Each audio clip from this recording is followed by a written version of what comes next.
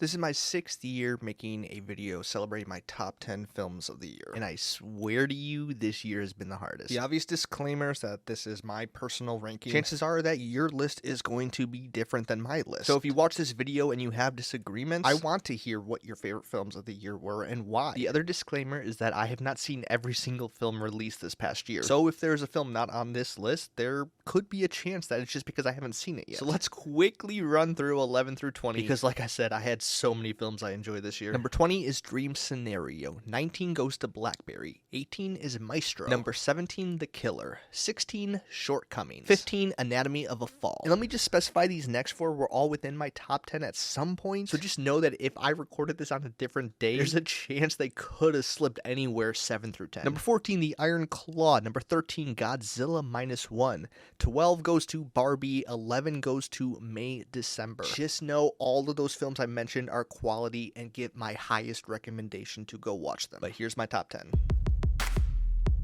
Wes Anderson had one of the biggest years of his career. When considering not only Asteroid City, but all the shorts on Netflix that were released, which I thought they were all phenomenal. But I will say, if you are even slightly tired of Wes Anderson's shtick, Asteroid City won't help because it's all his tropes on full display. But for me, I loved it. An all-star cast with a dreamlike desert setting that somehow feels at home with its summer camp vibe. The structure is one that continues to baffle me, and I develop new interpretations of it practically every time I think about it. It's a play within a movie that's within a TV series, and that's not even taking into account the fact that we are watching this odd framing device in the form of a film. And in one of the final meta scenes featuring Margot Robbie, it still remains one of my favorite scenes of any film this year.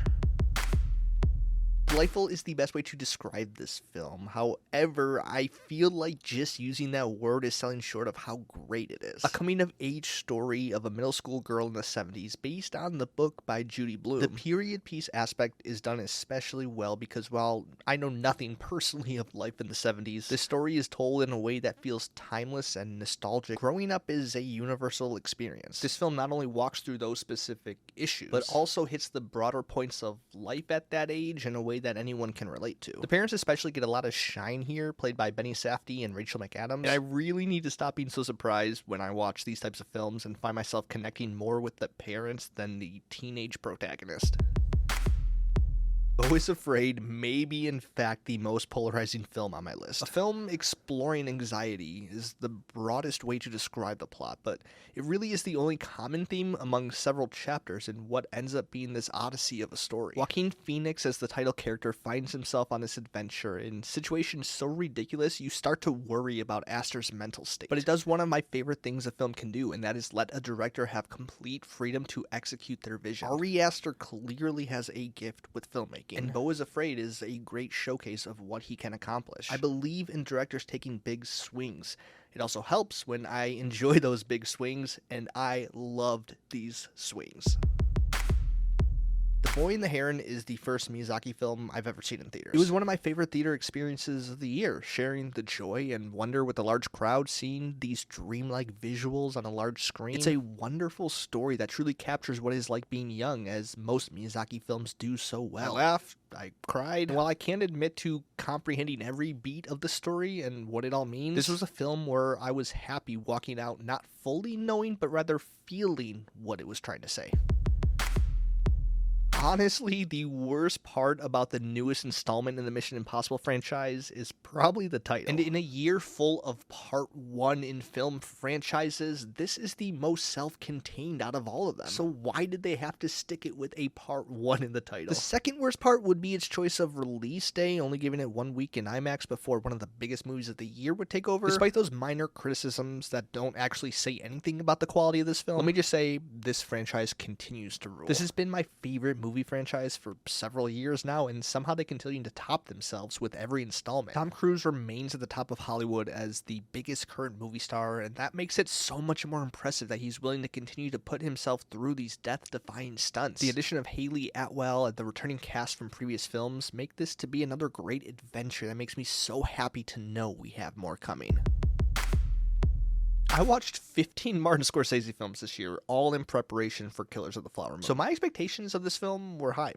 So I was very happy to walk out with those expectations being met. With any of his films, you know you're going to get quality from the world building, set design, camera movements, top tier acting. And with the help of Leonardo DiCaprio, Lily Gladstone, Robert De Niro, Jesse Plemons, and everyone else involved in the filmmaking, they all deserve the highest of praise because the finished product is this epic and you can't deny its power. It's a horrific true story that shines light on a group of people that typically receive poor representation in the movie industry. The decisions that Scorsese make and how this story is told, especially the ending and the final scene, not only make for a satisfying conclusion for this 3+ hour runtime, but also manages to speak on the process of adapting a story like this, and rightfully so critiques the genre of true crime. Into the Spider-Verse was a game changer back in 2018, and really one of the first mainstream versions of the multiverse that we saw before we really started to overdo it. That being said, Across the Spider-Verse not only serves as a great sequel to an already near masterpiece, but it also makes great use of the multiverse to speak on a greater theme for this film. That theme is sequel making, legacy, being destined to play into certain tropes despite maybe not wanting to. All of that added with the best visuals and animation of the past 5 years. This film is full of unique and diverse visual styles, along with references and humor that come along together with a heartwarming coming-of-age story. And probably my favorite opening scene of any film this year, featuring the origin story of Spider-Gwen.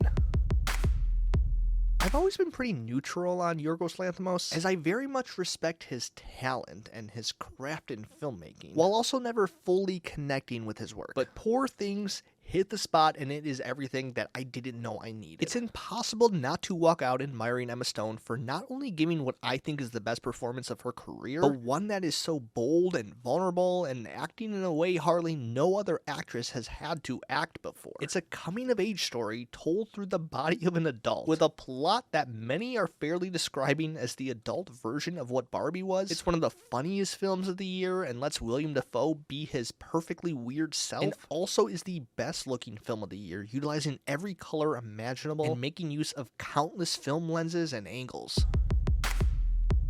There was a time where I really thought Oppenheimer was going to be my #1 film of the year. There was a lot of back and forth, and the reason I bring that up is because I don't want you to think because it's #2 that I think it's any less deserving of potentially being my #1. I love this film. It is a masterpiece, and I think one of, if not the greatest thing Christopher Nolan has ever done. I'll admit, over the past few years, my relationship with Christopher Nolan has grown a bit stale. So while I was excited for this film, I don't think I was anticipating it as much as others were. But I think because of those expectations, it really did blow me away at how great it was. Cillian Murphy is perfect, as the rest of the star-studded cast, giving some of the best performances of their careers. This goes beyond the generic biopic we are so used to seeing and gives us a truly wonderful exploration of the mind of a man who created something so powerful beyond his own control. The main theme to me was this idea of Oppenheimer struggling to understand his place in the balance of progressing science while still taking into account what your responsibility is if it gets into the wrong hands. The Trinity test still gives me goosebumps just thinking about it, and Nolan really steps up his filmmaking through sound design and abstract visuals, showing that he is much more than just one style that we are used to seeing him do.